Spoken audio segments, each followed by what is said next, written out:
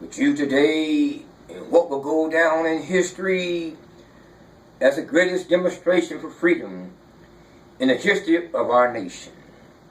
50 years ago, a great American in whom symbolic shells we stand. Today signed the Emancipation Proclamation.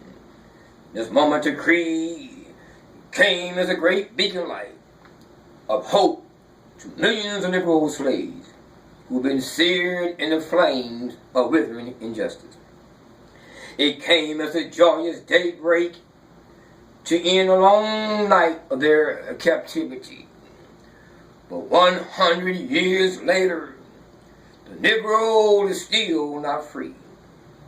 100 years later, the life of the Negro is still sadly crippled by the monopoly of segregation and the chains of discrimination.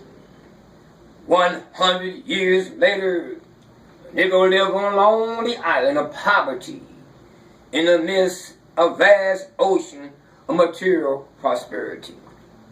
100 years still languish in the corners of American society and finds himself in exile in his own land. And so we come here today to dramatize the shameful condition. In a sense, we have come to our nation's capital to cash a check which has come back marked insufficient funds. We refuse to believe that the Bank of Justice is bankrupt.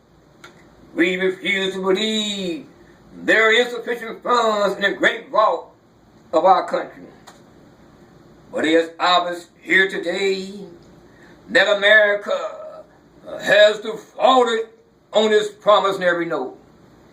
And as far as her citizens of color are concerned, instead of honoring this sacred obligation, America has given the Negro people a bad check.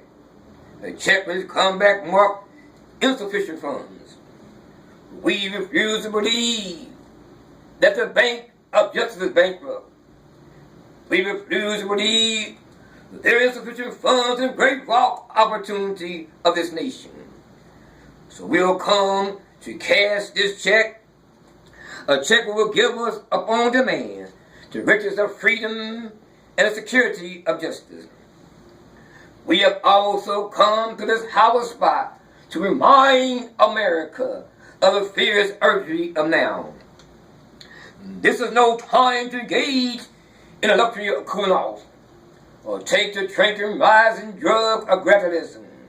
Now is the time to make real the promise of democracy. Now is the time to rise from the dark, desolate valley of segregation to the sunlit head of racial justice. Now is the time to lift the brotherhood. Now is the time to make justice a reality for all of God's children. It would be fatal for our nation to overlook the urgency of the moment. This sweltering summer of the Negroes to legislate discontent will not pass until a invigorating autumn of freedom and equality. 1963 is not an end, but a beginning. And those who had hoped that the Negro need to blow off some steam will now be content, will have a rude awakening as this nation returns to business as usual.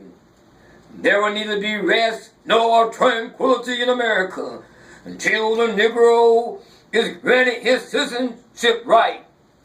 The whirlwinds of revolt will continue to shake the foundation of our nation until the bright day of justice emerges. But there is something that I must say to my people who stands on a warm threshold was leading to the palace of justice. In the process of gaining our rightful place, we must not be guilty of wrongful deeds. Let us not seek to satisfy thirst for freedom by drinking from the cup of bitterness and hatred. We must forever conduct our struggle on a high plane of dignity and discipline. We must not allow our creative protest to degenerate into physical violence.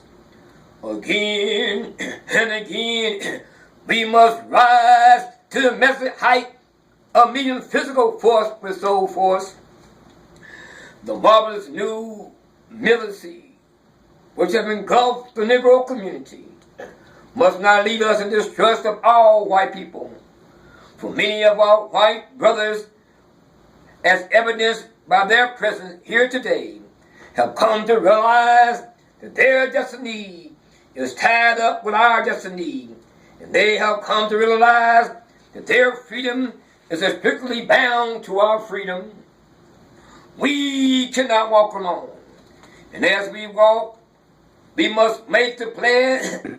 We should always march ahead. Okay. We cannot